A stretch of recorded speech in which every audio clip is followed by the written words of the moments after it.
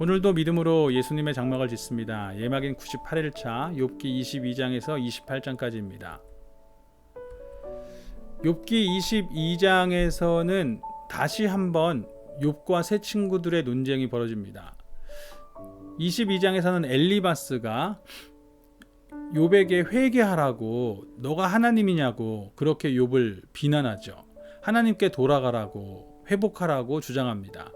그러나 23장과 24장에서는 욥은 여전히 나는 무죄하다라고 이야기하고 하나님의 공의에 대한, 하나님께서 왜 이런 일을 행하시는가라고 질문을 던지죠.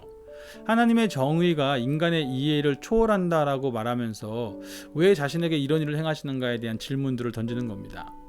그리고 25장에서는 빌닷이 다시 하나님의 위대하심과 인간의 하찮음을 강조하면서 욥의 고난이 죄뿐이다, 죄 때문이다 라고 이야기하고 욥은 그것에 대해서 다시 한번 놀라운 지식으로 반박을 하게 되는데, 이 반박하는 내용이 그 27장과 28장까지 쭉 이어지는 거예요. 즉 욥은 하나님이 전능하시고 하나님의 전능하심과 하나님의 지혜는 인간의 지혜로 다 이해할 수 없는 것이다. 사람은 제한적이다 라고 이야기하면서 진정한 지혜는 하나님께 있다. 하나님을 경외하는 것이 지혜의 시작이다. 이렇게 이야기를 합니다.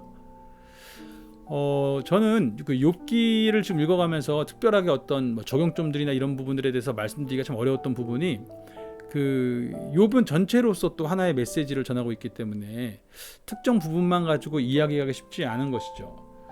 우리는 욥기의 핵심적 물음과 주제가 하나님을 경외함이다. 하나님을 경외한다는 것은 어떤 것인가 라는 물음과 관련되어 있다라고 봅니다. 욥기는 구약의 지혜서 중에 하나인데 구약 지혜서의 핵심 주제는 하나님을 경외하는 삶이라고 할 수 있습니다. 욥기는 그 중에서도 우리가 왜 하나님을 경외하는가 라는 질문을 다루고 있다고 볼 수 있습니다. 욥기 1장과 2장에서 사탄이 욥에게 하나님을 경외하는 이유가 그가 누리고 있는 축복 때문 아니냐라고 이야기하죠. 그 말은 축복을 당장 주시는 게 아니라면 하나님을 경외하지 않을 거라는 뜻이죠. 과연 그런 축복 다 제거해도 욥이 하나님을 경외하는지 두고 보자, 이렇게 말하는 겁니다.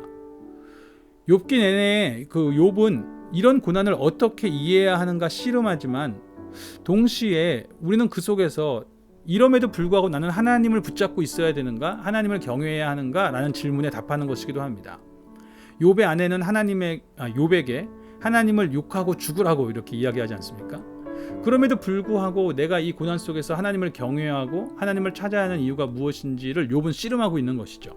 나는 하나님을 어떻게 붙잡고 있는 것인가? 왜 믿고 있는 것인가?